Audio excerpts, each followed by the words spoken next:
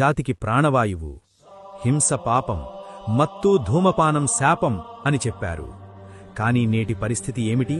ఆధునిక ప్రపంచం మత్తులో పడి మన మూలాలను, మన అపురూపమైన గోర్బోలీని, వేషధారణను వదిలేస్తున్నాం. నాయకులారా, చదువుకున్న బిడ్డలారా, మీరు ఎంత ఎదిగినా మీతో పాటు మీ జాతిని కూడా పైకి లేపండి. మన ప్రతి తాండాలో సేవాలాల్ మహారాజ్ జగదంబమాత మందిరాలుండాలి. జగదంబ మందిరంపై ఎర్ర జెండా, సేవాలాల్ మందిరంపై తెలుపు జెండా మన ఆత్మ గౌరవానికి ప్రతీకగా ఎగరాలి. సేవాలాల్ గారు గొప్ప కాలజ్ఞాని. రాబోయే కాలంలో పక్షులు మనుష్యుల్లా మాట్లాడతాయి, నీళ్లు అమ్ముడుపోతాయి అని ఆయన నాడే చెప్పారు. 1806 డిసెంబర్ 4న మహారాష్ట్రలోని రూయిగఢ్ వద్ద ఆయన పరమపదమయ్యారు. ఆయన మృతదేహాన్ని పౌరాగఢ్ తీసుకువెళ్లి ఖననం చేశారు. నేడు పౌరాగఢ్ మనందరి పాలిట కాశీ. నేను మీ బంజారా బిడ్డను. మన జాతి ఐక్యత కోసం, మన సంస్కృతి రక్షణ కోసం ఈ చరిత్రను ప్రతి ఒక్కరికీ చేరవేయండి.